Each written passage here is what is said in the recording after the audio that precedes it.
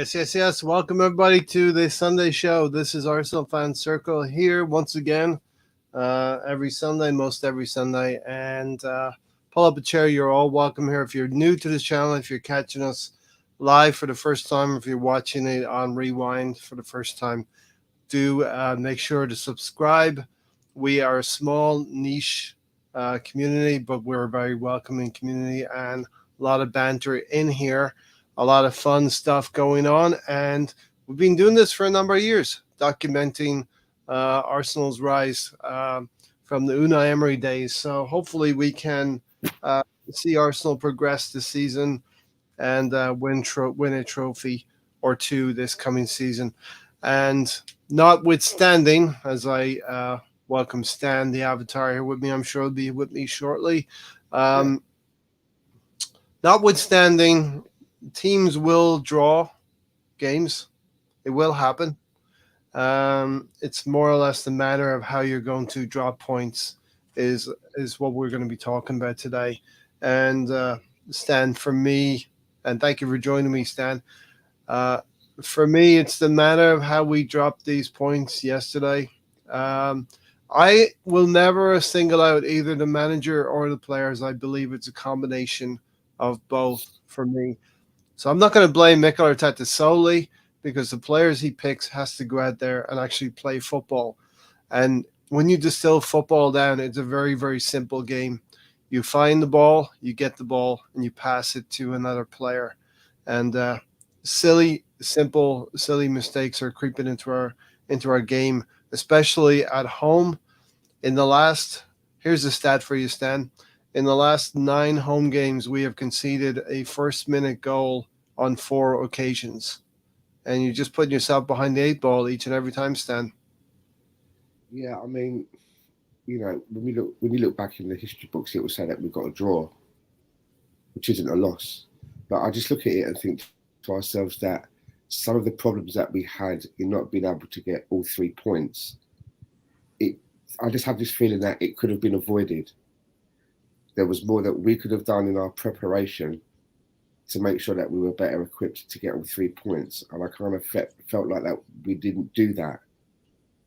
You know, Yeah, just 100%. from things, just things like the lineup and some of the personnel that he's choosing to put out there. I'm starting to find some of it a little bit baffling. And Yep. as I said to somebody yesterday, you can tell me as much as you want that Gabriel Megalegs has been left out for tactical reasons, but I'm not going to call the manager a liar, but I just don't buy it. And that's just my opinion. I can't put my finger on why. It just doesn't ring true to me that someone that you've relied on so consistently and regularly over the last 2 seasons is now all of a sudden doesn't have the tactical nous to fit into your plans in the first 3 games. Yeah. And All since very you've different mentioned, different go games and ahead. different locations as well. So Since you've mentioned it, we'll start with Gabriel Magalhaes because I'm looking at this, Stan, as a domino effect. What's going on with Gabriel Magalhaes has caused us to move Saliba out of that right central defensive slot to play in Gabriel Magalhaes' position. As a consequence, Ben White has had to play that right center back position that Saliba normally holds, and it just dominoes on from there because we're pulling Partey from midfield into this inverted right back position. Let's not even get started on the left back. We'll leave that alone for now. Partey taken out of midfield allows Rice to play the number 6, therefore allows Kai Havertz to play that left 8 position. And we're not going to criticize Kai Havertz, but I personally won't criticize him anyway, but I do feel like he's going to need more time to understand the way we play, how we bet in, and we'll get to Fabio Vieira because, case in point, Fabio Vieira has been with the club for 1 year now, and it looked more comfortable for him on the field when he came on in the second half in Kai Havertz's place. So let's start with Gabriel Magalhaes because this sort of starts the whole string of things I've just mentioned, Stan. It does appear to me that, okay, I'll understand that the manager will say things, especially in the shadow of the transfer window closing and slamming shut, as we like to say, that the manager will say and do anything they want in order to deal with the press, but it can't be just tactical reasons that Gabriel Magalhaes is being left out. I can't put my finger on it. You know, There, there's only two things that I can think of, and that is one, maybe something has happened behind the scenes that we're not aware of, and he's fallen out of favour, or two, there's that he's going to be sold. I don't know what else it could be. Or three, the manager's telling us. Or three, the manager is being absolutely correct, and it's nothing but a tactical change. But it kind of feels to me that you know when you have those puzzles, it's like a piece of plastic, and on it there's a picture, and the picture is made up of about 8 or 9 tiles, and there's one tile missing. And in order to make the picture, you've got to move each tile around, and sometimes you look like you're just about to get the picture, and you've just got to move that one tile in, and by the time you move that tile around to where it's supposed to go, all of the other tiles are now out of place, and the picture's not there anymore. Exactly. It kind of feels like that it's causing that kind of effect. That all of the players are on the pitch, but they all seem to be in the wrong places. And he doesn't seem to believe in Kivior in that position. If you're going to go for a straight swap with Gabriel Magalhaes, a left-footed centre-back would be Kivior. And leave Saliba where he was, leave Ben White where he was last season. Well, why have we all got this thing now about a left-footed centre-back? The reason that we've all got this thing about a left-footed centre-back is because Mikel has kind of indicated to us that he must have one in his team. Yeah, he must have one, and he must have another one in case that one's not available. Yeah, and that just seems to have gone right out of the window now. Yeah, right out the window. You laid down 3 or 4 scenarios for Gabriel Magalhaes, and maybe the second one was, he's going to be sold, and I'll tie into that a little bit. There could be some contact. I know there has been contact with a Saudi Arabian from the Saudi Arabian League, and his head may have been turned by some mouth-watering, eye-watering numbers being thrown at him by his agent. It's possible. We don't know. Yeah. It could be a similar thing to what's happening to Salah, but just not as out there. But then again, the Saudi Arabians, when they're making these deals or making these approaches, they don't want to do it in secret. They want everybody to know these are the players that we're going for. So I don't know. Yeah, and I don't believe. I mean, the English Premier League transfer window will close, I think, on Friday night. But I believe there's another month where they could travel. They could go to the Saudi Arabian League by the end of September. So if we think this is going to go away within a week, it's not going to be a week. It's going to be another month after that.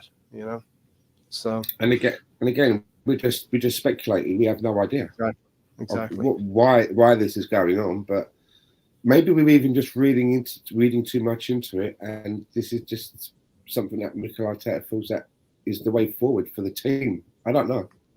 Yeah. We'll get into a few chats here. Pierre Gasly, you beauty, get in there, Alpine. So I checked on that already, and he came third, so he got on the podium. Fernando second, getting the podium. We all know who wins Grand Prix races now. It's always Verstappen. I was going to say Jos Verstappen there for a second. Good afternoon, everyone. Jos, of course, is the dad of forgot his name now. Hi Ray, how are you? Hope hello to Stan. Hope he's doing well. Yeah, I'm doing well. Thank you. I will say it. Arteta's been shifty at best and lying at worst. Look, I think every manager in the league is going to tell the press what they feel they're going to want to hear. So, okay, and then there's some chat going on in the background. One of the two defenders. Go ahead. Yeah, sorry. No, go on. Go on, Ray. One of our two top defenders isn't featuring, and that's worrying, Stan. So it's BX. It's a part of the pitch as well where, your defenders kind of like do their regular job week in and week out. You're not asking for, you're not playing a winger that has that tracks back, or a forward that plays in a certain way, or a midfielder that covers a part of the ground very well, or is good in the transition. Centre backs are part of a pairing usually, and once you get a pairing that's working well together, you generally tend to sort of leave that alone, that area alone, right? You don't really want, you generally don't mess around with it unless you really have to. Yeah. And I thought that exactly. The partnership of Megalegs and Saliba was exactly what we'd been looking for many a season now. And for whatever reason, that's just been ripped up. Starting again. Yeah, I mean, it's got to be interest from the Saudi Arabia League, because we've gone through the whole preseason with Saliba and Gabriel playing together, and even some of us thought maybe you should rest them and try Kivior and the other lad, Timber at the time, but that didn't happen either. So it's got to be interest coming from outside that has turned his head, and it's caused a huge shift. I want to welcome the other avatar in here, and it is Mahir, who has joined us. So big up Mahir. Yo. What's going on, my people? Back again. Hi, Stan. I'm doing well, thanks, my guy. Really, I hope you're well as well. Thanks for welcoming me back, man. It's been a while. Yeah, good to have you back, Mahir. So, hey, we're just talking about yesterday's performance and what's going on with Gabriel Magalhaes. Oh yeah. What have we said? The interest is coming from Real Madrid, from Saudi. Do we really think, based on this last 2-3 games, that he's going to get sold? Well, certainly I hope not. I don't know if you guys have ever discussed Tierney also leaving. I'm absolutely fuming. I'm not going to express my anger because I'm in a household full of people. So Yeah. I think that there's something quite wrong. And shout out to everybody that's watching this live and on the playback. Love to you all. Love to your families as well. Yeah, and look, Stan, the other part of this is we've used Gabriel Magalhaes toward the end of these first two games to, hold down what we had, to batten down the hatches, to hold on to the 3 points that we had in our hands against Nottingham Forest when they scored late against us, and when Crystal Palace, we were man down at Crystal Palace. So this all hinges around that sending off from that player who was sent off from Fulham, and we chose to bring Jorginho on to go and maybe control the game from midfield. But rather than bringing Jorginho on, we could have brought maybe Gabriel Magalhaes to keep us button tight at the back. Yeah, and I think he only got those appearances because there were situations where it felt like it was, one of those, break glassing emergency situations. Otherwise, I think outfielders would have probably been rotated.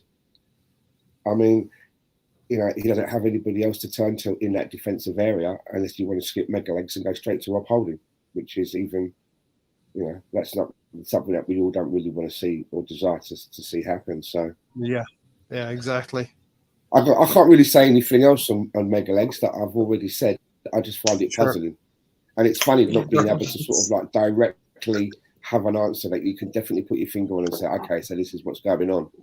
It's one of those ones that you keep thinking to yourself, well, maybe it's what I've been doing for the last couple of games. Maybe he'll start in the next game, and then the next game comes round, you see the starting lineup, and you're like, what? Again? That's how it is with me. I'm like, what is going on here? Every time I see it, so I don't know what else I can really say. No, for sure. I mean, we're going to get off Gabriel Magalhaes, but my here, as Stan is saying, we don't know what else we can say about Gabriel Magalhaes. And we got other players to talk about, other things to talk about today as well. I do think that is one small part of what is troubling the squad right now and maybe affecting Arteta's lineups, I hope, Next weekend, Mahir, we've got Manchester United, and we'll be coming Oh, off of my worst enemy. My we'll be worst going enemy live. ever.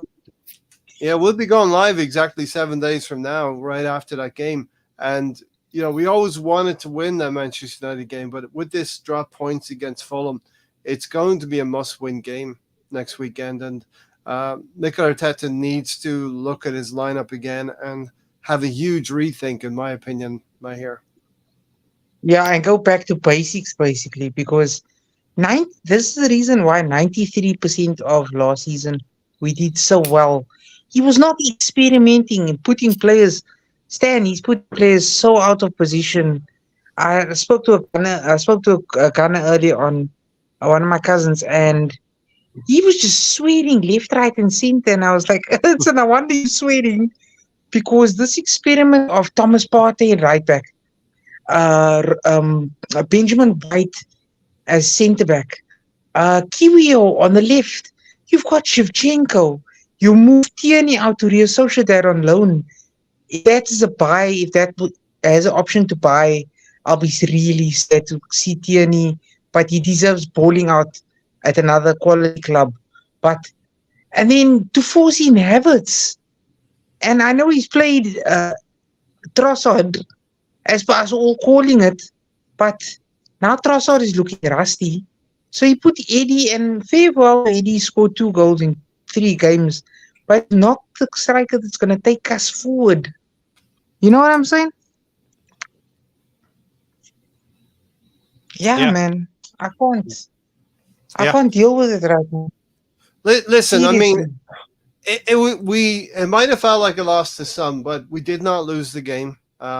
We turned the game around very quickly, albeit halfway through the second half. But we did turn the game around into a position where we were 2-1 up, and there's a very real situation, Stan, a quite worrying situation where we're shipping goals at home, and we're not. I feel we're not patient enough in our play at home. We were too overeager to go and attack teams. I think it's okay to go in 0-0 at halftime at home and then win the game in the second half. It seems to be coming a fashion and a hangover from last season where we were allowing teams to score against us early doors. You've just made the hill that you're climbing that much steeper now. You've just got that much steeper to climb up there. And why are we making this so trouble? Why are we making trouble for ourselves like this? It's all right when you dig yourself out of it, but I can remember saying on this broadcast that it was happening far too often, and there's going to come a time where you're not going to be able to get yourself out of jail, no matter what you do. We don't seem to. This is something that's just which is very worrying. Stan, we don't seem to play the same at home as we do away from home. There seems to be a different mentality away from home that we keep things tight and win games. We need to take that mentality into home games. Yeah, I mean, it's easy for people to say that we're moaning and that it's only been 3 games, but we have to provide a content twice a week. So when I come onto these, I kind of look at it as when I come on to talk about a game, I try and put my mind in. How would I feel if the season had finished now? Right. After 3 games. The season was only 3 games long, for example. Next week it will be, how would I feel if the season finished next week and it's only 4 games and it gets longer and longer? That's the only way that I can look at it. I have to kind of compartmentalize each game and look at it on its own. And at the moment, it's worrying what I'm seeing coming from this team compared to what I saw last season. Yeah, we're definitely we instead of going forward and seeing that take shape and progress in other areas of all of the money that we've spent, it actually looks the opposite at the moment, that we've slightly regressed in the way that we're playing the game of football. Do you, Stan? I'll stay with you a second, then go to Mahir. Do you feel like the new signings are taking time to bed in? Havertz, Rice, but then again, the manager Mikel Arteta does not have to pick Rice and Havertz in every lineup. He doesn't. He can only pick 11. You don't have to pick and pick and show your hand in that first 11. But I mean, again, I mean, everybody has been calling out for Trossard to come into the game, and he started. Yeah. He came into the game, and he didn't look like the miracle that everybody thought. But is it because he put him in the wrong place? Is there an argument that perhaps Eddie should have started because he has been providing goals? And for me, the one that's been looking a little bit rusty and looks like they should be taken out and maybe should be starting off the bench is Martinelli. And maybe Trossard could have started in that role, in that position, and allow Martinelli to sort of like try and work his way back into the team from the bench. But it's easy to raise these questions in retrospect after the game. Yeah. So look, we've been, and Tony has been talking about this in particular as well. Looking at the minutes of Saka and Martinelli, there are premium wingers, but if they are involved in every game, we're not going to get their effectiveness out of us next season at the end of the season. Wasn't anybody. So, I put this banner up earlier and I just added to it Saka and Martinelli to improve again, which they should. Martinelli magic and Saka superlative from the Nottingham Forest game, the last home game. But a cautionary tale here, Stan, they should be rotated also. If they're having bad games after 65, 70 minutes, there's nothing wrong with bringing Saka off and showing something different to the opposition, in my opinion. Yeah, I mean, it's only 3 games and you don't have to, players shouldn't be tired and knackered and have to be left out of games. But like you say, during the course of the game, the 90 minutes, if you're seeing that a particular player, a player that's used to delivering for you, looks a little bit off their game, as you say, why do you have to make that player stay on for the full 90 minutes? Mm-hmm. It's like that saying, isn't it? Flogging a dead horse. What are you going to get out of it? You've got other tools that you've got on the bench. Why not just give that guy a rest, take him out and put someone else in for the remaining 20, 30 minutes? 100%. You can do that. As BX said here, there was a slight sliver of hope City would drop points today when Bogle scored that goal and nearly Bogle City. But in the end, City went up the other end again and scored. And maybe that's the difference. They have that. They don't concede 2 goals. If City are going to concede, it's going to be 1 goal most games. And Arsenal cannot concede 2 goals. And what happened with Bukayo Saka, I lay the blame firmly on Bukayo Saka. I can't really blame Ramsdale for this one. Ben White should have really dropped off a little bit more to allow more distance for the pass from Bukayo Saka. But it's a sequence of play that we always seem to generate on that right hand side. And you can actually blame Ramsdale because what on earth was that? I saw that late. Like I missed a minute. I thought it was showing 1-0 by mistake on the counter. And it turned out it actually scored. And when I saw what happened, Stan, Ray, I laughed because I couldn't believe was Ramsdale at the halfway point already? Yeah. Our new striker. Ramsdale, I know Stan might have a word or two to say on this, but Ramsdale is looking bad, but because of our general play, in my opinion.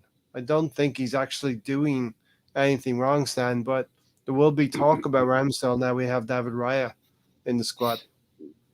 Yeah, our defence and the way that we're set up it's leaving him exposed and making him look bad. He's having to do a lot more because of what's in front of him isn't doing their bit.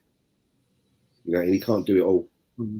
I mean, it's as well. If you look at the player as well, with Bukayo Saka, he's a forward-thinking player. That's where you kind of think that his mind is. So why is he making a pass like that?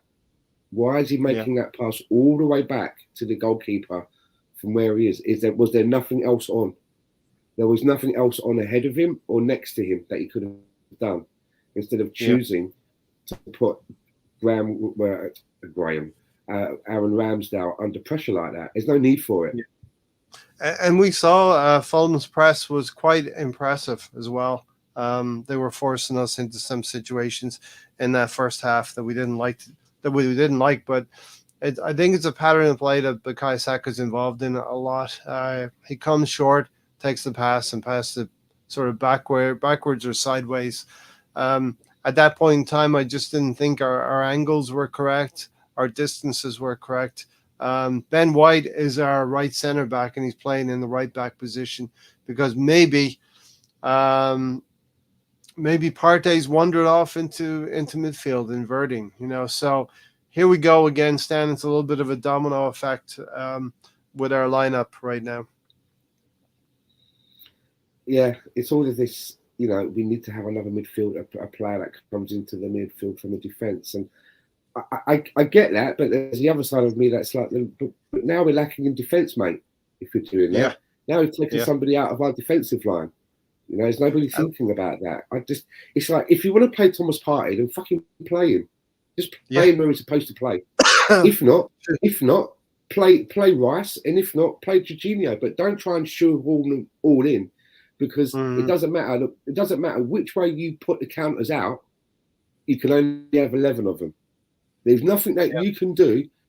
There's no way that you can set up and look, we've got 12 on the pitch. It doesn't work like that. There will always be 11. So just pick 11 and pick 11 that's in their right places. Do you know what I'm getting at? If you could, like too cool for school coming in again. That's the phrase that we use to say. You go back to a traditional back four, let's say, some kind of midfield. We have good midfielders and we have good attacking players. You play settle four at the back. You're good enough to beat Fulham 99 times out of 100, and I just don't understand it. Being too cool for school, trying to shoehorn Havertz. Listen, Havertz, again, it's too small of a sample, but it's 3 games now where he hasn't really had any impact going forward. As you mentioned, Trossard and Martinelli, they both looked disjointed because Havertz was right in the middle of everything. And you just saw in the first half, Stan, so many instances of where Havertz was either slowing things down, there's one meme going around where Martinelli passes to Havertz. He gives the ball right back to where Martinelli was. But we all know Martinelli wants to fly like 90 miles an hour down the wing. So Martinelli's left that position. It's so trash. Yeah. So Havertz, I think he needs to be taken out of the lineup a little bit for me anyway. The shoehorning, as Stan says, because later in the second half, we have Eddie and Kedia coming on. Leandro Trossard, I think it was unfair that he was taken off. And Havertz got to stay on the field with Eddie coming on. And then 10 minutes later, Arteta realized, it just wasn't working for Havertz. And then Fabio Vieira comes on, Stan. Do you think, though, I'm being a bit cynical here, but if you change the price tags around of Havertz and Trossard, do you think that still plays out the same? No, 100%. You're right. I know where you're going with this one. And I've said it before in numerous podcasts coming up during this window is I think Havertz is going to be Mikel Arteta's Nicola Pepe, where he bought the player and he has to make it work. He didn't buy Nicolas Pepe, so in some ways he was trying to make himself justified in not thinking Pepe was good enough for his system. Well, now you've clearly identified Kai Havertz as a player who can who can improve you. And look, Stan, we're looking at Fabio Vieira after a year, and he fits our system now. And he came on in the second half after 55 minutes and turned the game around within 15, 16 minutes. We're looking for maybe Kai Havertz to do that, but he can't be playing every minute of each game to help him try to find that, because in this Premier League, it's so difficult. And we've seen Brighton lose to West Ham. We've seen today Newcastle go a goal up against 10-man Liverpool and losing the game. So the Premier League is ruthless. And Man City have pulled out the 3 points that they needed, so they have 2 points ahead of us. And as I said earlier, and BX said, it's a must-win game next weekend against Manchester United to confirm our superiority over Manchester United. So where am I going with this? We need to introduce Havertz. And yes, you're right. I think if the fees were switched around, you would see Fabio Vieira picked ahead of Havertz. I think that, you and I have always said that when a player comes in, that we try to give them 10 games as a sample size before we either, are praising them or being critical of them. But if the season was going to end tomorrow, what would my opinion be thus far of Havertz? It wouldn't be great. Hasn't worked. In time. Yeah. I'm not saying that within, by when we get to 10 games, my opinion could be different because something maybe could change. But based on what I've seen, just in this moment of time, I'm not buying into it at the moment. For me, I would tend to agree with place. I've seen us taking up a place on the 11, which kind of sometimes makes me feel that we're playing with 10 men instead of 11.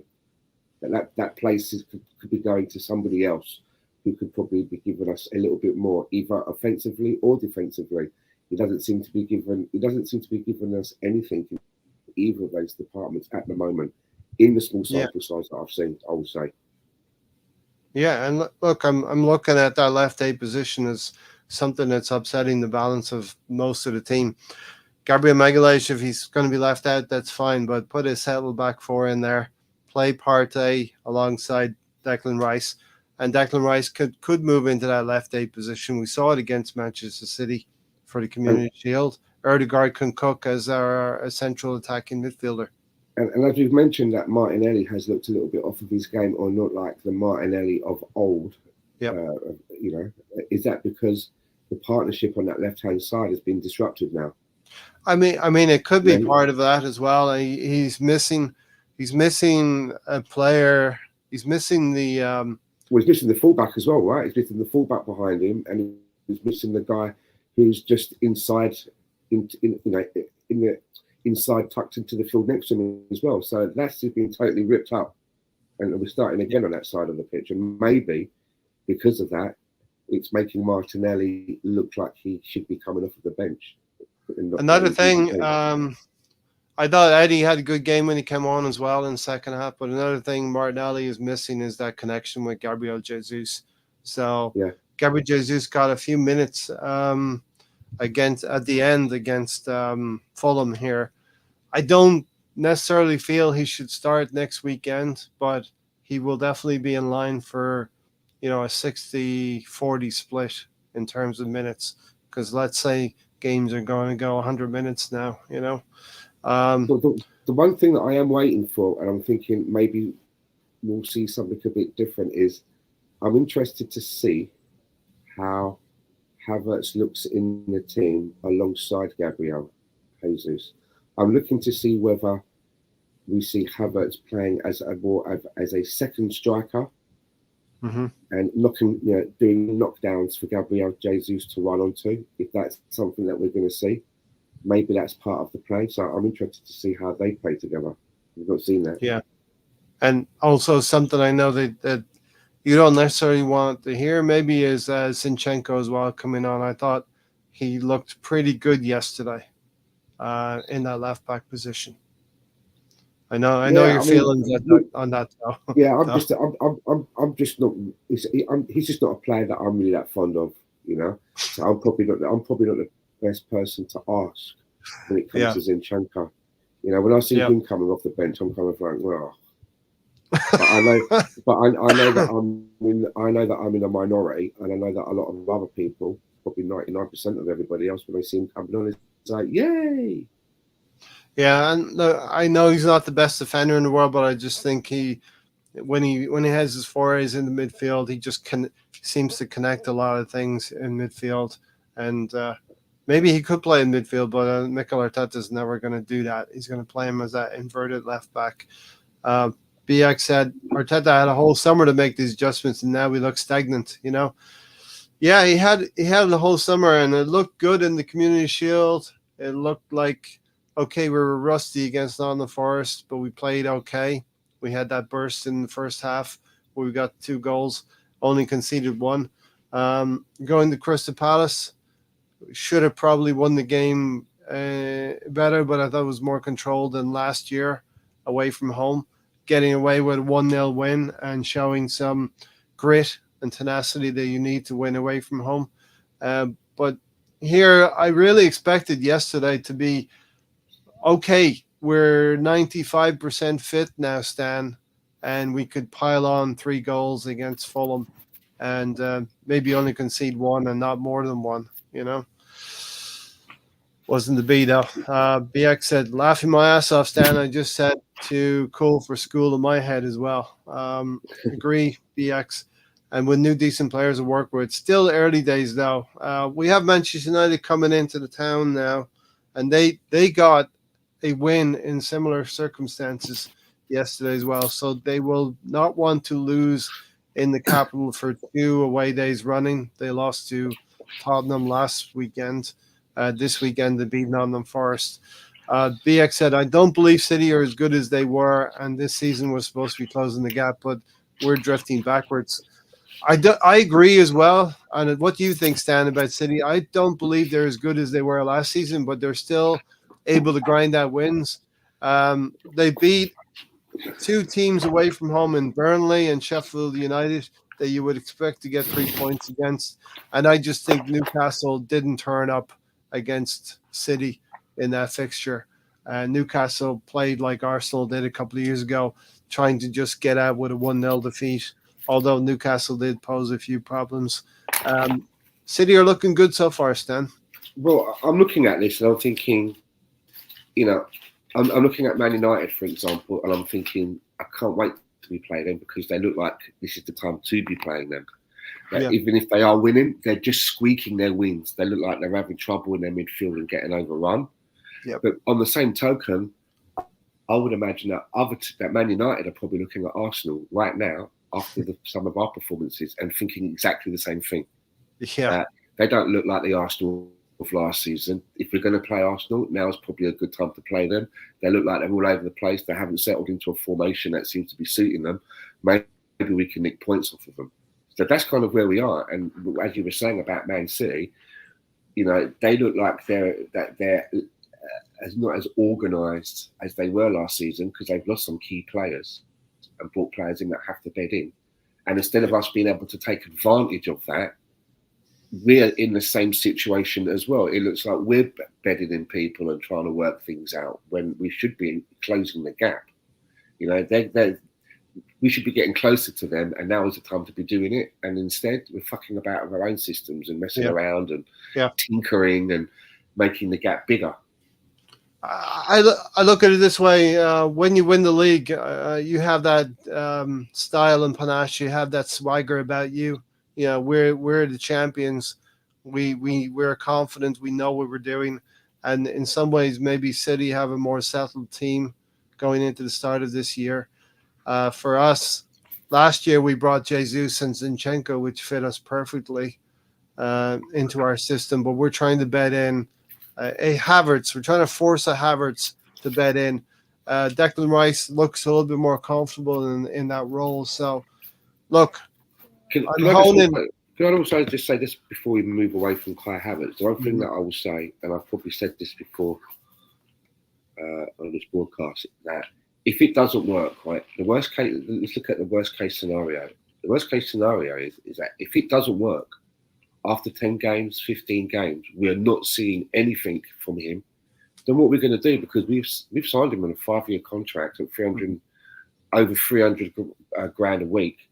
What do you do with a player that's on that kind of length of a contract and being paid, those high exorbitant salaries? You can't move a player like that on. You're stuck with that player. Yeah. No one's going to come. No one's going to swoop in and go, "Oh, we'll take him." Yeah, we'll take him off your hands. I think you take him out of the limelight a little bit. He doesn't have to start every game. He can come off the bench, And Trossard got the start in this game that he merited. I just feel Trossard, Martinelli, and Havertz as a trio didn't work, and I could see next weekend against Manchester United continuing with Eddie and Kedia. Well, you mentioned United, and they're going to come, and they're bad, and we're conceding, and they're conceding. Do you remember the reverse fixture last year? It was a 3-2 win by Arsenal in the dying moments with Eddie and Kedia toe poke. So be prepared maybe for that next week as well, as we talk about the game at the same time, same place. Yeah, I just think that maybe some teams that are looking at the fixture list at the moment are probably, and they've got Arsenal coming up in the next few weeks, are probably thinking to themselves, well, now is probably the time to play them and get it out of the way, and there's probably an opportunity to nick a couple of points here or there. Yeah, and you go back over our 9 fixtures at home. As I said, 4 of them we conceded goals in the first minute. We remember Bournemouth, we remember Southampton, and I don't remember the other one, but this one yesterday was against Fulham as well. But it's all right when you're doing that, but you're pulling a win out of it at the end. That's all right. Yeah. Everyone has a sigh of relief, but then when that starts happening to you and you're not getting all 3 points, that's when it becomes more of a glare. Now, do you take comfort in the XG imbalance in this one, Stan? Because XG yesterday, Arsenal over 3, XG for Fulham under 1. So we didn't perform to our XG, and Fulham overperformed to their XG. So what's that? That's telling you.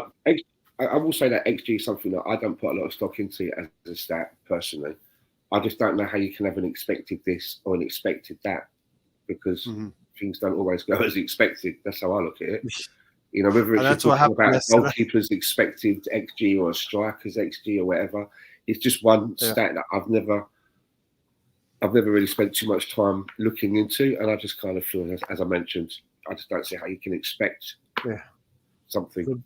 Basically, it's telling you on the amount of chances we had and the quality of the chances we had, we should have scored over 3 goals.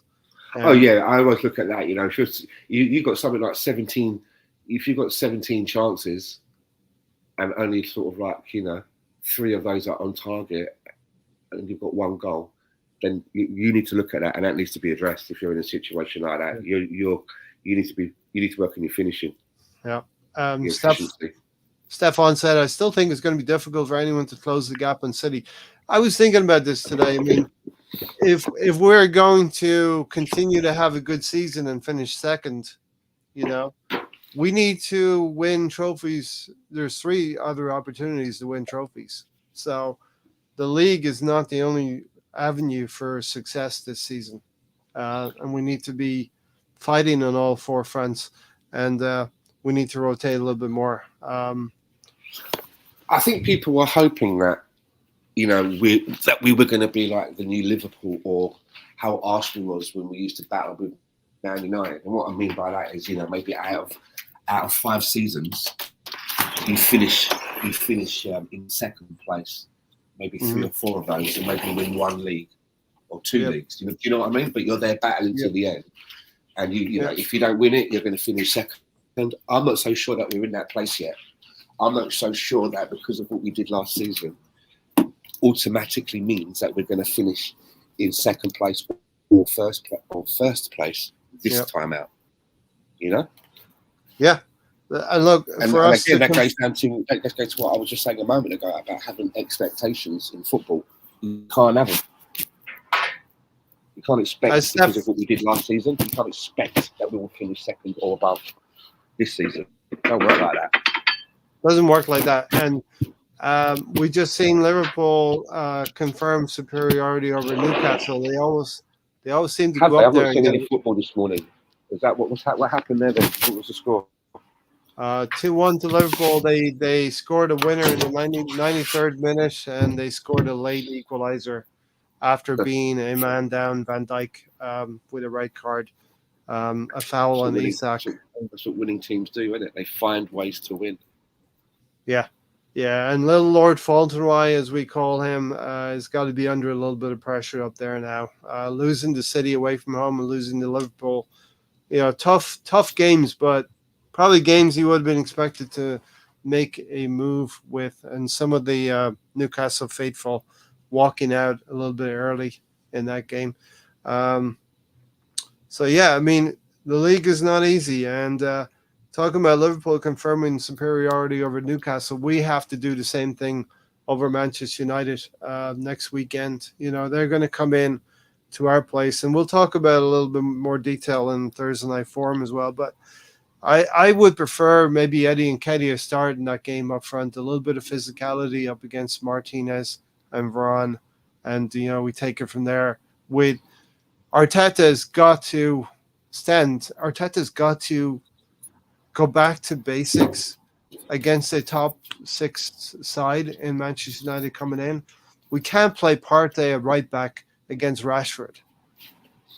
What have you seen from Mikel Arteta that gives you an inkling or an idea that he's the sort of person that will go, you know what, I've got this one a bit wrong. Let's rip it up and let's go back to some basics. Or do you think that he's the sort of person that I've seen it. dig his heels in and continue along this path because it's something that he believes in and he believes it will come right at some point?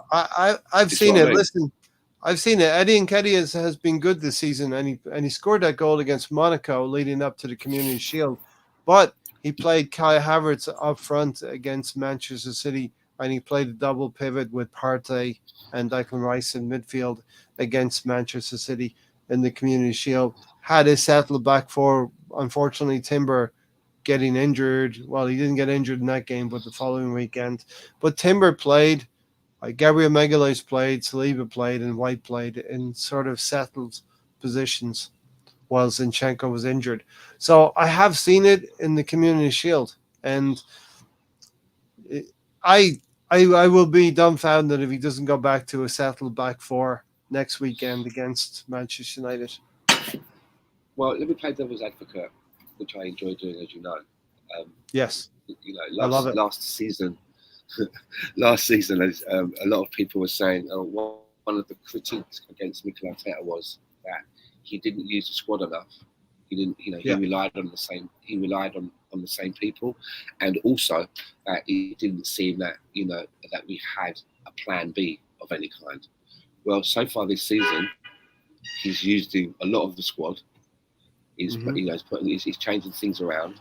And we are seeing a different way of playing, which could be a plan B. So he's given us what we wanted, right? Yes. so which is it? Do you know what I mean? I'm getting that. When he's not doing that, we're not happy. We're saying that he's not using the squad, but he is using more of the squad. We're not happy and saying that he should go back to the basics. So do you see where I'm coming from? Yeah. We all cried out for Trossard, didn't we? Trossard is he needs to be starting. But maybe he started him in the wrong place. Maybe it was the Let me ask you one question then. Which one position, if you could change one thing from yesterday's lineup, who would you move around and what would you do if you could change only one position? I would have had a pairing of Magalhaes and Saliba in my back defense. Okay. That foundation. Okay. I would have kept that because the rest then comes naturally from that, doesn't it? Yeah. I wouldn't be persisting with Thomas Partey as the right back. That's the first thing you said. You see, Partey was the first thing you said, and that's what I'm getting at. I'd make a decision. I'm either going to play Partey or Rice as a single pivot, or I'm going to take someone else out and play Rice and Partey as a double pivot. But you've got to make that choice. Maybe there's a shout. There is one other shout, isn't there? That you could play Rice in the left day. You could try that and see how that goes. Yep. And again, we're back to the sliding tiles. But the most objectionable thing to me was, and has been, Thomas Partey playing in that right back position. I don't know. We had a little bit of fun with Gary the last few weeks with that. You know what I mean? Gary is right. He just doesn't want to see Thomas Partey running his legs off in that right back position, in the inverted right back position. Put him in midfield and get whatever mileage you can out of Thomas Partey. So, exactly, I think that would be the most objectionable thing to the lineup is Thomas Partey playing in that inverted right back position. But again, continuing to play devil's advocate, when I was looking on X yesterday and seeing what people's reactions were, I saw people saying that they felt that Thomas Partey had a good game yesterday. maybe they're right. Maybe we're wrong. Maybe. You know? I I I just don't want Thomas Partey playing against Manchester United. I don't think it will happen. I think well, Tomiyasu will come back in. He had that 1 game ban, so Tomiyasu will come back in, and I think we're going to see Tomiyasu play against Manchester United. Anyway, plenty of time to talk about Manchester United in the next few days. Well, right back. Why can't Ben White play at the right back and Gabriel play in the middle like we've been doing? Yeah. And Yep. if Zinchenko is back and ready to go, why can't he play on the left? Yeah. You know, just throwing it out there. Yeah, definitely. The sending offs in the midfield now, not sending offs in midfield, but sending off in the Premier League, is starting to have an impact on games. This player for Fulham, he was booked in the first half for a time wasting, and Eddie Nketiah was able to draw a foul out of him in the 83rd minute to allow us to go one man up. You know, they had to get a man sent off. So it's having an effect in the Premier League now. We're not able to take advantage of it, and a little bit of a sucker blow there at the end in the 87th minute when we conceded that goal right at the end. Did it feel to you that when they went down to 10 men, it kind of felt like we were the team that had lost a man and we were trying to have to shuffle around and plug a hole to fend them off? It should have been the other way around, right? Definitely felt that way. You have that dynamic where a team goes down a man, and then the other 10 players play another 10% again above their level, and to make up for that loss. And it's not easy to win in the Premier League again. No excuse. We should have been able to see out the game. I think a mistake was bringing Jorginho in right after that sending off.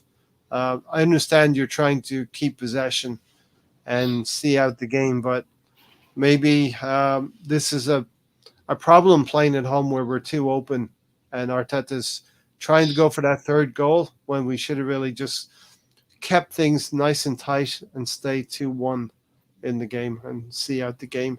As Stefan said here, and I have the ticker tape at the bottom, City have got a considerable more comfortable September fixture wise than Arsenal. And you see our next 6 fixtures are coming onto the screen now, Stan. Man United at home, then we go to Everton away, Tottenham at home, Bournemouth away, Manchester City, a big one at home, and then we go to Chelsea. Those are our next 6 games. Man United, Everton, Tottenham, City, and Chelsea. By the time we get to that Chelsea game, and that Chelsea game, the final whistle blows, we're going to have a really good idea of what this team's made of, I think. Yeah, some of these it will be 9 games. Yeah, we'll be 9 games into the season, and we'll know where we are with these. There's going to be a couple of Carabao Cup games in here, maybe a Champions League game or 2, and the Champions League draw is going to be exciting. I think it's on Friday at some point. When Liverpool went to goal down Craig from Anfield, the agenda was going absolutely nuts. There is a reason I love YouTube. Yeah. We don't really lose the head over here too much. We try to keep it balanced.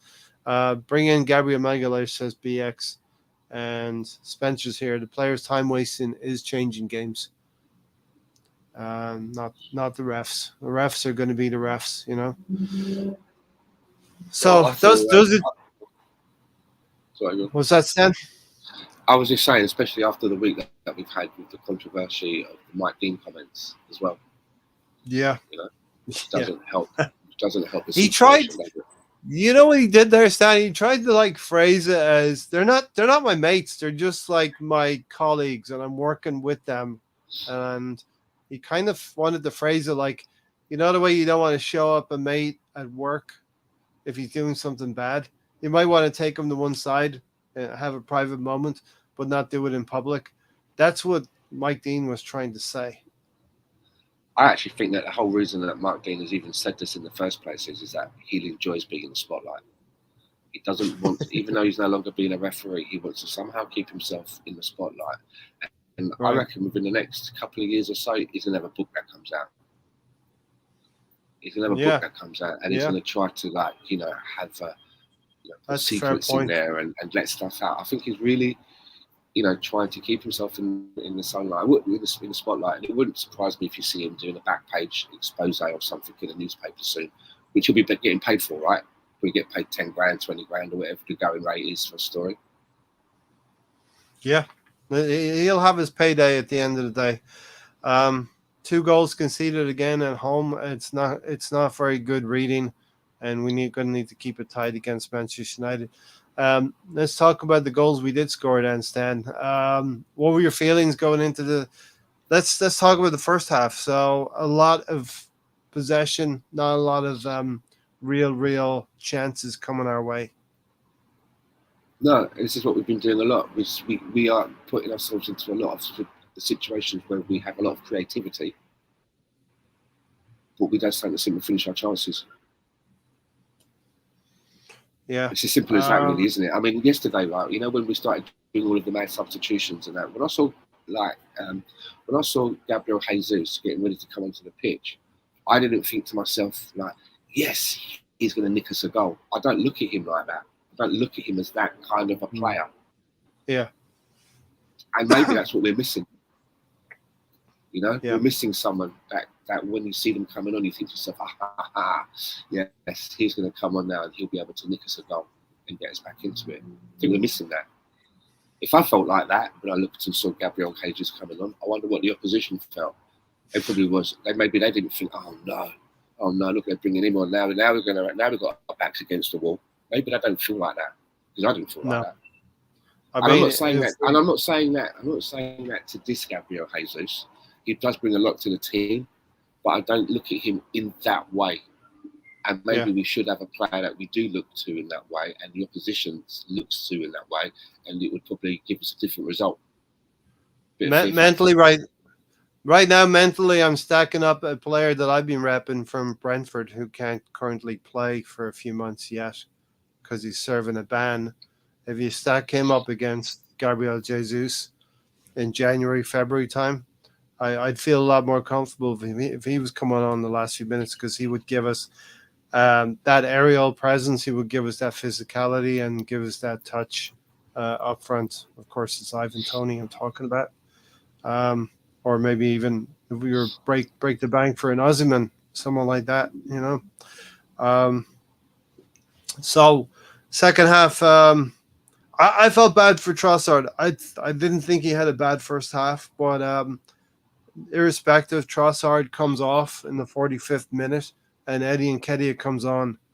I didn't agree with substitution, not because of Nketiah, but basically because of Trossard. I thought, and this is not ragging on Havertz, he just hasn't done it for us so far.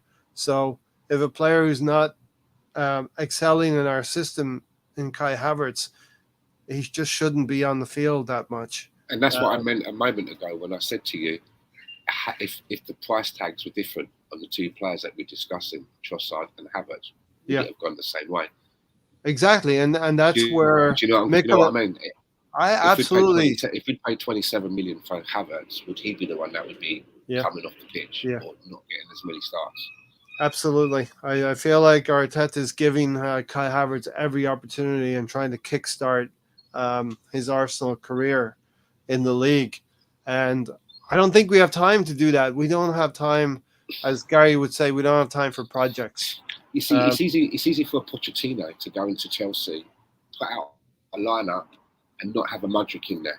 And it's like, the owner can look at be sat in the director's box and think to himself, oh, we paid 88 million for that guy, and he's not using him. But Poch has to get out clause that he can say, well, I didn't buy him. I wasn't in situ making these tactics when that guy came in, and he's not fitting me for this game. Whereas Mikel Arteta doesn't have that luxury with Havertz, because he persuaded, the owners to give him 65 million and 350 grand a week to bring this player in. So if you're sat up in the director's box and you're looking down and you're not seeing Kai Havertz on the pitch, do you sort of, is there like, maybe the owner doesn't say to you, but as the manager as well, you think to yourself, oh, this doesn't look good. I might have to use this guy, right? Because they're going to maybe thinking to themselves, well, why did I beg them to break the bank to get him in the first place and to sanction this huge salary. I wonder if you have elements of that tucked away subconsciously in your thinking when you're doing, when you're making substitutions, or you're putting out lineups, or you're doing in-game management, whether that affects you. Yeah, 100%. Eddie and Keddy coming on. He put himself about, but I didn't really see any new impetus in the game until the next set of substitutions came on 10 minutes later. And Thomas Partey comes off for Zinchenko. So we're tweaking the back four a little bit. And of course, Kai Havertz comes off for Teabag, Fabio Vieira. Tears in my eyes. Teabag, Gary's not here. We could say Teabag, right? Yeah, man, we can get into it. Even when Gary's here, we can say Teabag. But yeah, listen, after 55 minutes, he was starting to make things happen. And 10 minutes later, we would force. I think we had like a series of pressure building up on Fulham. They were defending really well, but that move where Martinelli slips Fabio Vieira and he takes a touch with his left foot, which the defender Tete is deceived by. He thinks he can get the ball, and it's a stonewall penalty, Stan. I mean, Teabag, man, I've been saying since day one that I had faith in this guy, that I believed that he was going to be able to start offering us something at some point. And I remember at the beginning of the season, there were a lot of people, online and what have you, saying that, he should maybe be a player that we should consider loaning out, which I was against. I'm like, you don't spend that sort of money on a player. And after one season, they're settling in season, ship him off on loan. This has to be a breakout season for him. And I had faith in him. I was kind of like, it was like a fingers crossed that he would show us what he's about. And I think we're beginning to see it. We really are beginning to see what he brings. He's very good on the ball, man. Very technical on the ball. He's got a good eye for goal. He's really good at whipping the ball in as well to get assists. And I think that we're going to see, as the season goes on and we've got more competitions, we're going to see how valuable I think that he is to the team, and that we don't have to play Odegaard into the ground and follow the same route with Odegaard that we have been doing with Bako Saka. We've got someone that can come in and give him a little bit of rest, and there's not a huge drop-off. Yeah, as BX said, Fabio was cooking. Stefan said, it's a wonder Gary hasn't blocked me yet. And Ryan is here. Big up, Ryan. Where is everyone? Tony got an invitation, but sometimes he can be busy at times. Gary is having a family activity. I hope everyone in the show and in chat are well. Big up yourself, Ryan, and go check the boys out over there on their channel. Fabio Teabag. This is a player who hasn't had much opportunity this season, Stan, and he looked determined that he was going to grab this opportunity and turn things around for the team. He's getting confidence now. He's probably starting to feel part of the team. He's probably feeling a part of it when he's on the training pitch, relaxed. And this is what happens when you get confidence in yourself and your ability. You're beginning to see it. He came to us, right? That season that he came to us, the season before that in the Portuguese league, he had the highest amount of assists. It's quite a number, it was in the double figures. So he can provide something, and I think that we're now beginning to see it. And I think it's going to be really useful for us. Yeah, quick feet there. The defender had to take him down, and Fabio, I love Teabag celebrating on the byline when he's down on the ground. Stonewall penalty. The player knew he'd given away a penalty, and we wondered, Stan, who would be taking the penalty this week. Yeah, who did you think? At least I did. I actually did think he would revert back to Saka, but I had no confidence in thinking that anymore. You know what I mean? Yeah. Especially playing at home and Bukayo Saka. What struck me about Bukayo Saka and that penalty is that, it took, first of all, I wrote it down, 66 minutes penalty, but it took 4 minutes of remonstrating with referees. The referee wanted to have it respotted. The ball wasn't correctly on the spot for Paul Tierney. and Leno also trying to use some gamesmanship on Saka. Yeah, I was happy that he decided that he wanted to take the penalty.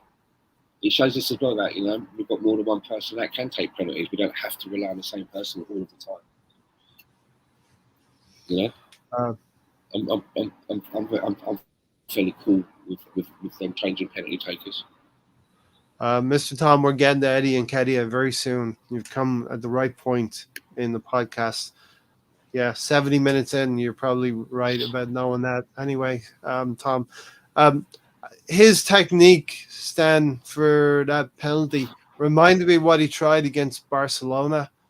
You know that he plants his foot very close to the ball and pulls his hips to pull it to the other side of the goal rather than opening out your hips. You know what I mean?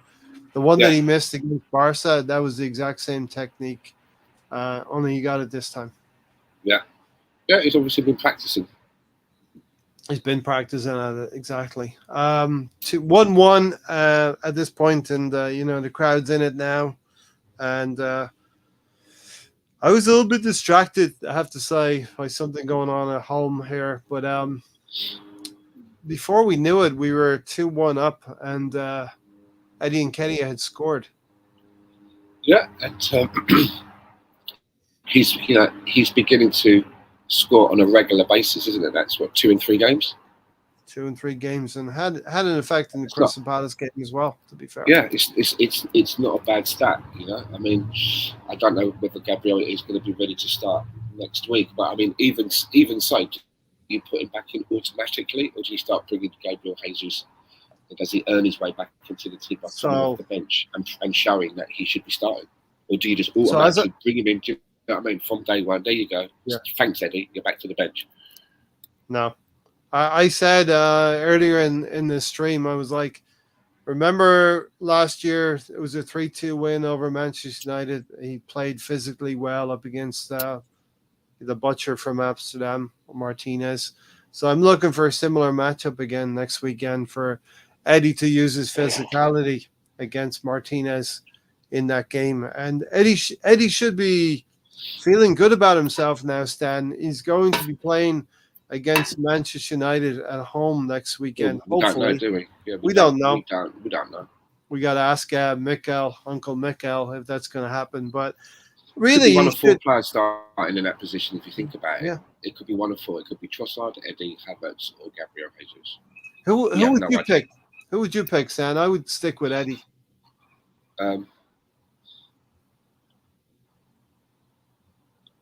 You're thinking about it a long time. I think that maybe some of the other players are better than Eddie, but how do you leave out a player that is giving you the results that you need?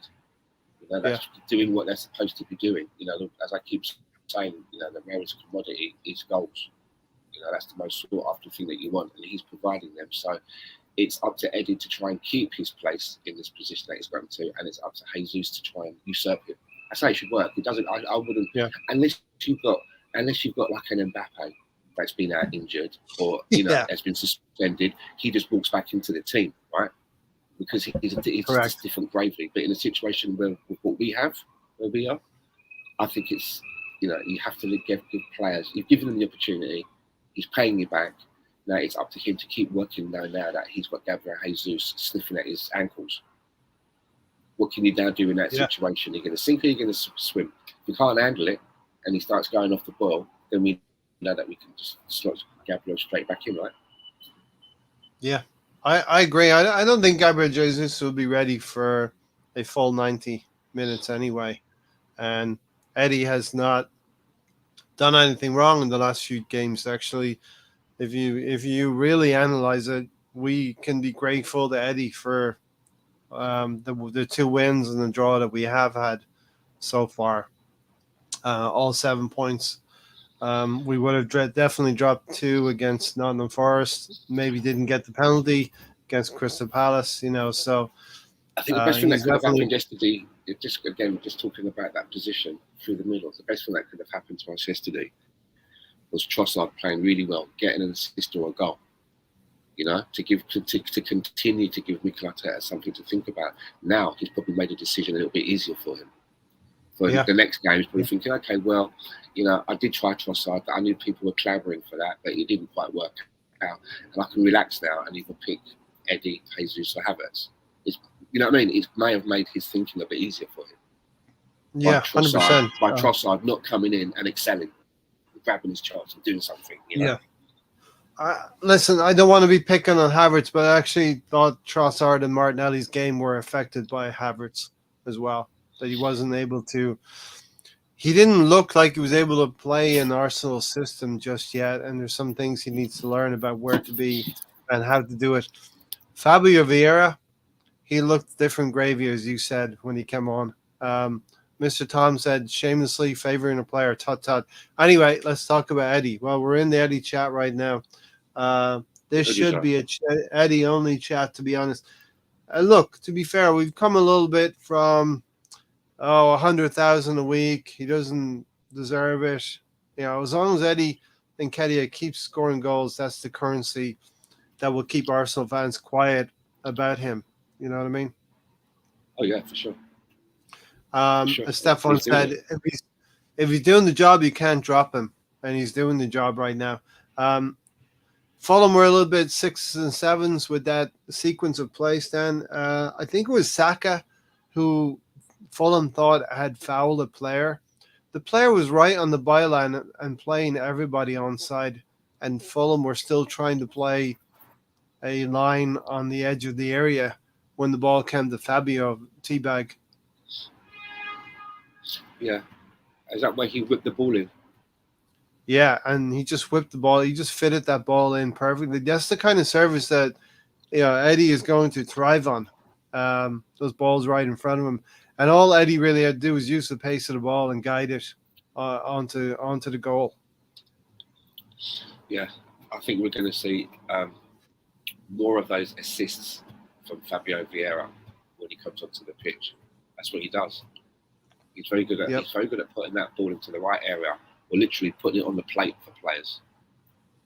To just, as you say, put their touch onto the ball and guide it in. Yeah, perfect. I love the way. Did you see Fabio's sort of celebration? He just sort of stood there. He turned a little bit to the stand. He didn't put his arms up or anything. He just stood there like he completed. He just completed a comeback. Nonchalant. At the time, a little bit nonchalant, right? Yeah. Yeah, I like that.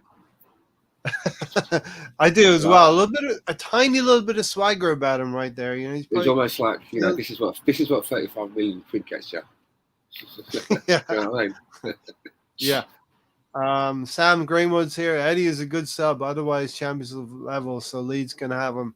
Yeah. Here we go. Price just went up. Do you think there's a little bit about Balogun leaving that might just give Eddie a little bit of that feeling more wanted?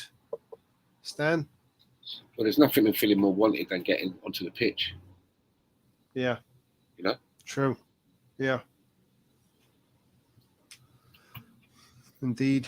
I mean, in the same space, I mean, as I understand it, there are milk cartons circulating now with pictures of Emil Smith Rowe them because nobody's seen him. Nobody can find him. Nobody knows where he is.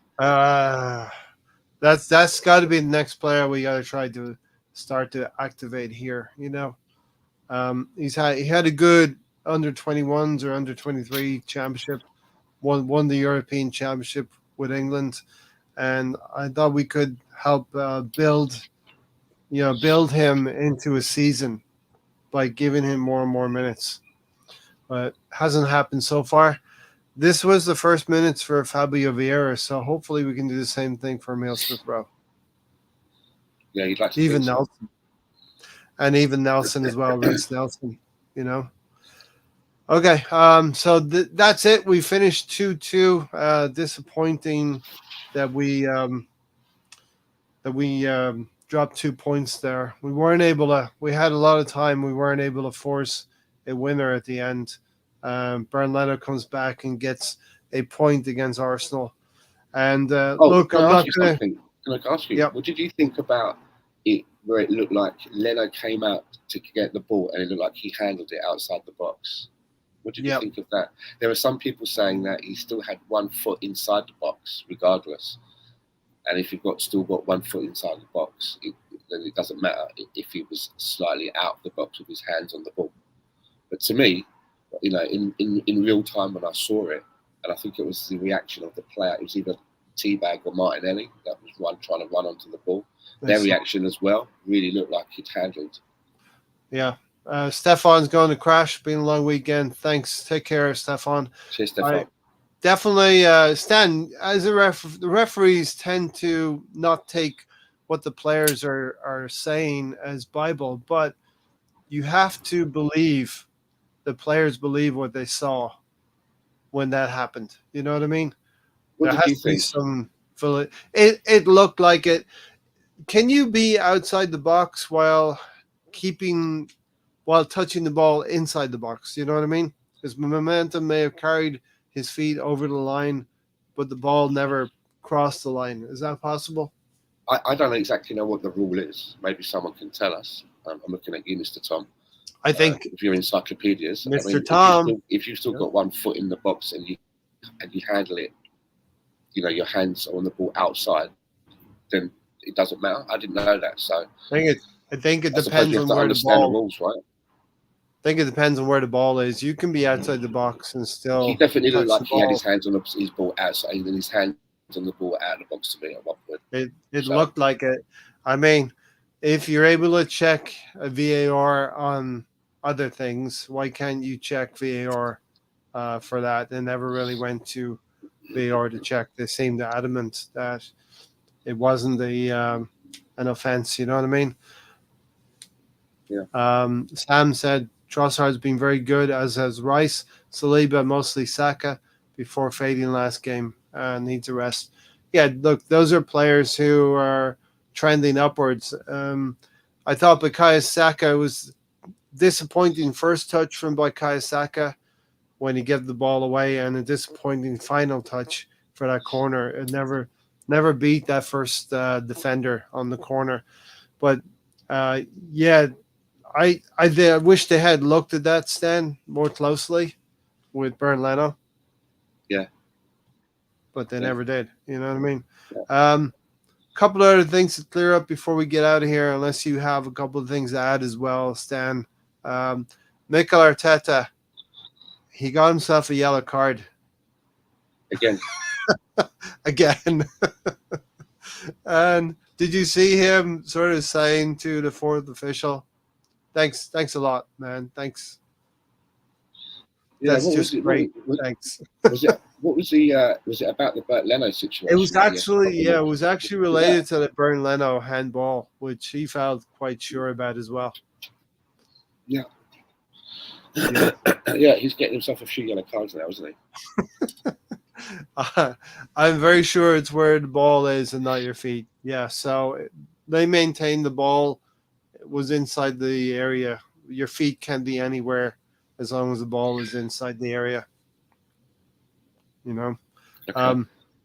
Mikel Arteta in the press conference the day before, said he understands the rules. What did he say, Stan? He says he's coming to terms with the rules. He understands them, and he's going to be behaved. I think he said something like he's going to be very well behaved, but obviously he's an emotional manager, and it's very hard now for all of these managers to keep their emotions in check. Very hard for players to keep their emotions in check. Players always want to try to work the referee a little bit to get a decision one way or the other. Yeah, maybe sometimes his emotions can, bleed onto the pitch, the field of play as well. Sometimes I feel maybe a bit of calmness would be better. Would be a better aura to be exuding. If that makes any sense, Do you think rather that's than in his panic, rather than panic or frustration when things aren't going away? But Stan, do you think that's in his DNA? Because we all remember when he came to the club in 2012. He came to the club as a player with Per Mertesacker, and I would describe him as like an organizer in midfield. one of those players who would try to get players moved into the right position, use his arms, shout at them, and alongside Per Mertesacker, stabilized us then when they came to the club. I just think he's carried that through into his managerial career. Exactly. I mean, he's very animated when he's on the touchline, isn't it? Mm-hmm. He's like a when you see those blokes conducting an orchestra, the way he moves his arms, the only thing is missing is that little white stick in between his fingers that they wave around. Yeah, exactly. So I think he's going to struggle to maintain that through the season. Maybe he'll get better as we go on. It's definitely a directive that they're looking at, but I thought it was very funny when the cameras were on him. He's looking at the fourth official, and if looks could kill, Stan, I'll tell you what, if looks could kill. Maybe if we didn't put ourselves into that situation in the first place, and that can go all the way back to the night before when you're sitting there thinking, right, am I going to set up against this team? Yep. Do you know what I mean? Yeah. Because it does it does seem that there was an imbalance in this team, the way that we are playing on the attack, and it seems to be a bit of a bottleneck when it comes to Havertz. When it comes to moving the ball, it seems to get a bit of a bottleneck in that area. The players around him don't seem to be making a good relationship with him. Martinelli's not looking himself. I don't know whether that's because he's having trouble building relationships. He hasn't had the left back behind him that he's been used to, whether it's Kieran Tierney or Zinchenko. Sometimes it's Kivior, sometimes it's Tomiyasu. He moves, right. Tomiyasu's a right-footed player who moves the ball in different ways. So I don't know. I mean, we've not lost a game yet. 3 games, we've not lost one yet. Mm-hmm. But you can't help but look at the games that we have played and can make a comparison to last season and think to yourself. And it doesn't matter what the stats tell you on the paper. It doesn't tell you about it. It doesn't matter what pass completion tell you or possession and all of that stuff. What you're seeing with your eye, exactly. What you're seeing with your eye, for me anyway, it doesn't look as appealing as it did last season, if that makes any sense. It doesn't look as smooth, as slick, as lethal. Yeah. It doesn't look as lethal. Yeah. Yeah. And I agree. And because of the way that we played last season, when we were going behind, which is something that we shouldn't be doing, we were able, over the course of 90 minutes, to dig our way out of it. But the way that we're playing at the moment, because it doesn't look as slick, it's not as crisp. When we go behind, there's not enough to leap past that and then grab the extra goal so that we get all 3 points. That's what I'm worried about. I had that fear, Stan. Yeah, I had that fear going into this summer that we really need to fight on 4 fronts, and we really need to preserve our quote unquote best 11 and give their legs some rest. You know what I mean? We talked about Saka and Martinelli maybe being rotated a bit more as well. I always said that. Just a question though. Should we? Are we really going to say that players can be tired and need rest after 3 games? No. Does that happen? No. Is that normal? I don't know. I'm not saying it to be facetious. No. I'm asking generally. No. Should we be concerned as a player being tired after 3 games of the season starting? No. What I'm getting at is this season is about competing on 4 fronts, right? Champions League, and the 2 cups, right? What I'm getting at is. I would say, sorry, I would say that if we've got players, and it is the case that 3 games into the season, there are players that are already feeling jaded, then I would say that's mismanagement of their pre-season. Your pre-season is to get you to a certain place, isn't it? So if they're tired now, then they've been overworked in pre-season. Yeah, I understand what you're saying, Stan, but that's not what I'm saying. I'm saying we need to, with that understanding of competing on 4 fronts, we always knew we were going to rotate players in more, right? So a player like Fabio Vieira could be involved. A player like Trossard could start like he started in this game. And we knew what our first 11 and our best 11 would give us each and every weekend. We'd get win after win after win. We knew this season that by mixing it up more, we would have more nervy games. We would beat Nottingham Forest 2-1, but not look great. we would beat Crystal Palace away from home 1-0, would not look great. And on occasion, we would drop points at home and not look great. And those three things have sort of happened with a mix of our squad being used. Do you know what I mean? Do you think that what we're seeing is the result of this is what happens when you take Thomas Partey and Granit Xhaka out of this team at the same time in the Yes. positions that they were playing? And I'll go one further with Gabriel Magalhaes, and I'll go one further with Gabriel Jesus, because we said last season, and credit to Eddie Nketiah, we said last season, if we're playing Eddie Nketiah up front, we need 10 other first teamers. With 10 of those 11, best 11 need to be playing to make Eddie shine. You know what I mean? Last season with Eddie, he would have struggled with Vieira. He would have struggled with Trossard. He would have struggled with Kivior in the side, or Rob Holding in the side. But now Eddie Nketiah has taken that step forward, that when the team doesn't look great, he's still grabbing goals for us, you know? Yeah. And as we mentioned earlier in the podcast, the Gabriel Magalhaes situation is troubling, but we're still able to get results without him. You know, albeit we could have used him yesterday. Yeah, we are getting results without him, but it's looking harder to get those results. It's not as you know what I mean? It's not as easy as it seems to get those results. And look at yesterday. You know, they went down to 10 men. That should have been a golden opportunity for us to get all 3 points, you would think. Yeah. I know.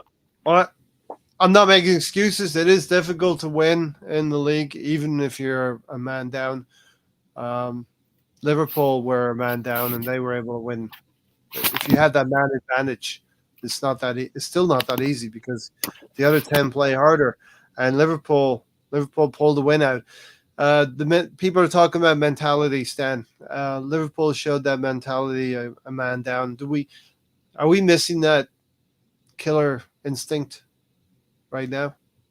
Still, I definitely think so. But here's another question for you and everybody else. Do you think we'll be seeing David Raya come into the team sooner rather than later? And would you like to have him come into the team sooner rather than later? Okay, give me a time frame. Are you talking about next weekend? Yeah, against Manchester United? Yeah, why not? Making that change, or after that? He's not a player that's been flown over from a different league and doesn't know anything about Man United, how they play. You know, he's never. You know, it's like he's never faced Man United before. So it's a big decision. What do you think? My gut will tell me. What does everyone else think? I'm interested to know. I'm going to sneeze, so hold on. Me personally, I wouldn't mind taking a look at David Raya. It's not like we bought, as I say, it's not like we bought in some unknown quantity from the United States or in France or somewhere else that we don't know nothing about. He knows, he's shown that he can be competent in the league. Yeah. You know, he's faced all of those Manchester United players before.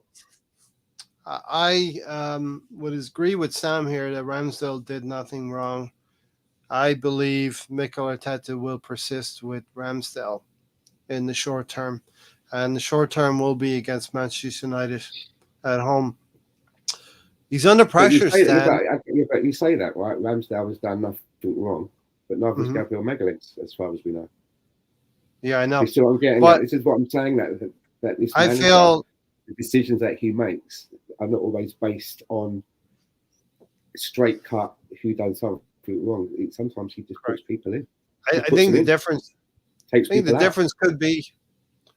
Difference could be though that Gabriel Magalhaes is being enticed to go to the Saudi. He took Trossard out as soon as Gabriel got better the last time. Put him straight back in, even though Trossard was running in a rich vein of form. You know, so I wouldn't be surprised I wouldn't be shocked if I saw David Raya in the lineup next week. I wouldn't be shocked. No. Let's go into Ramsdale. Had to make when you're a goalkeeper, Stan, you have to make a quick decision. You have to assess the situation and make a quick decision.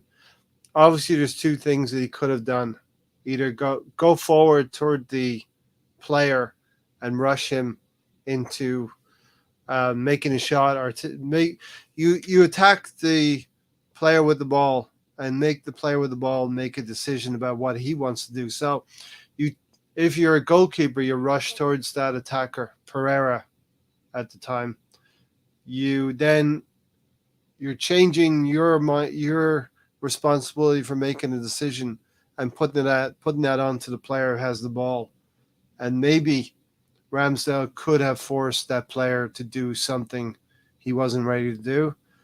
What we saw was Ramsdale indecisive and tried to get back onto his own spot.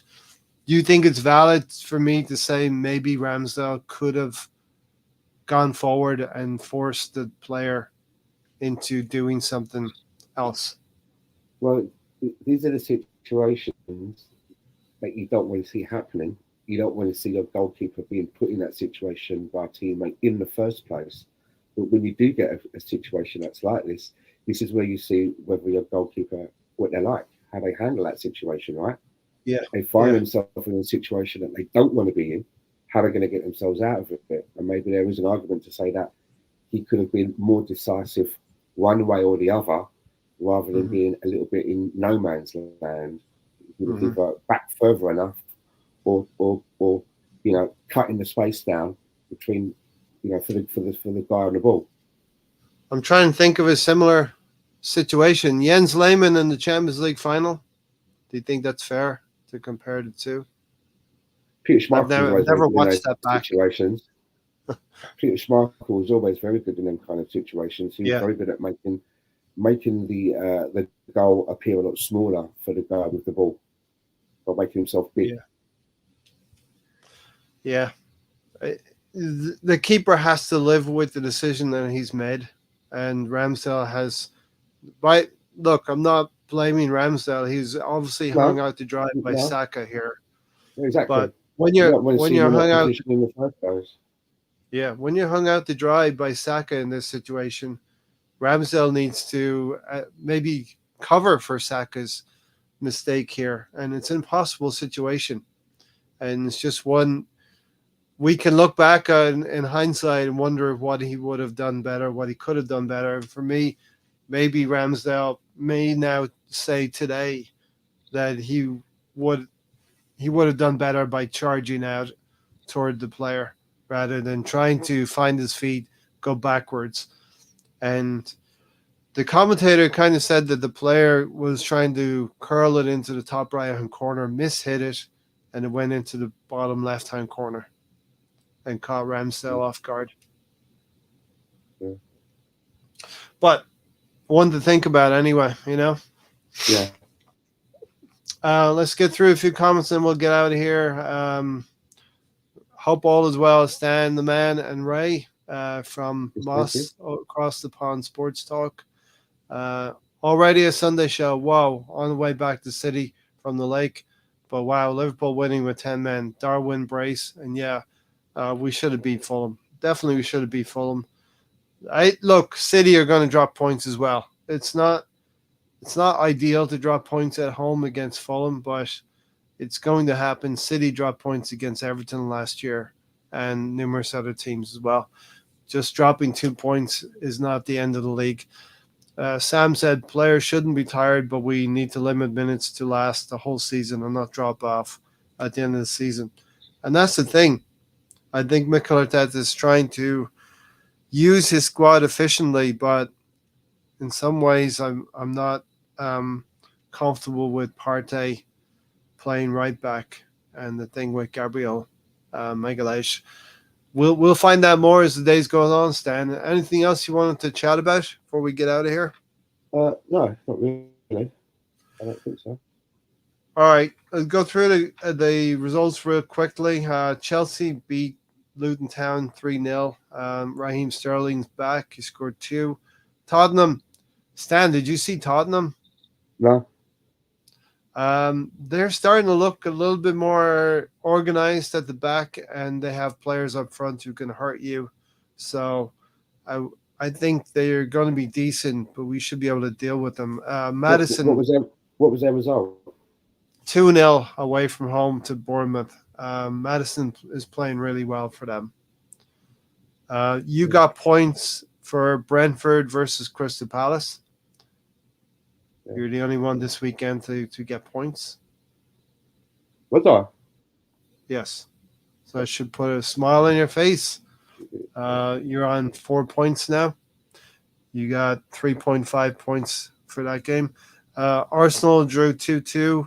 Man United won 3-2 after going 2-0 down after 4 minutes. So they'll be a little bit upbeat coming into the Emirates next weekend. And we'll be talking about that game exactly 7 days from now. Wolverhampton Wanderers beat Everton at Goodison Park. So those are the next 2 fixtures for us. Man United at home and Everton away. And we have to win both of those games to feel like we're going places this season. As you mentioned, Stan, these next 6 games will really tell us where we are, where our season's going to go. Yesterday, West Ham beat Brighton. James Ward-Prowse playing quite well for them. Okay. So a lot of people are bigging up De Zerbi, thinking, he's a good manager. And, of course, I think it's a combination of manager and players. But Brighton could have gone top as well. Yesterday, they lost to West Ham. Man City turned it around against Sheffield United. 2-1 win for Man City. Unai Emery continues to do good things at Aston Villa. 3-1 win, Aston Villa. And you heard about Liverpool beating Newcastle. So We'll leave it there. Stan, thank you for joining me today. Pleasure, mate. All right. Listen, it's not the result we wanted. It's not the result we needed, but it's the result we got. And we move on from here. It's not the end of the world. What I really want to see next weekend, Stan, will be Mikel Arteta understanding that he cannot pick the same back 4. Even if Gabriel Magalhaes is not going to feature, we got to think about Zinchenko, Saliba, White, maybe Kiwior figuring as well, and don't put Partey in that back 4 for me. You know what I mean? Yeah. I mean, I defy anyone to try and put out predicted lineups at the moment, because it's all right putting out the lineup that you want to put out. But if someone says, "What do you think the lineup will be?" What do you think the lineup will be that the manager will put out? Who knows? Well, what do you want to do on Thursday night? Do you want to put out have your thoughts for both? What you would do and what Mikel will do? Well, yeah, that would be a discussion for Thursday if we get closer. Sure, definitely will. Listen, everybody, thank you for watching. Maybe by then we'll have more information on some of the players as well. Yeah, the window will be about to shut, So any last minute cut price deals Arsenal have for players, we still have a few that need to move, right? We won't go into in detail, but they're out there. All right, Stan, thanks for joining. We got a point. We'll move on to the next one. As you can see, it's Manchester United at home and Everton away, and then a North London derby. So it's going to get busy in the coming weeks for Arsenal. We've had 3 workable fixtures, and it's going to get a little bit more difficult now as things go on. We will see you in the next one. Come on, you Gunners. Up the Arsenal. Thanks for watching, everybody.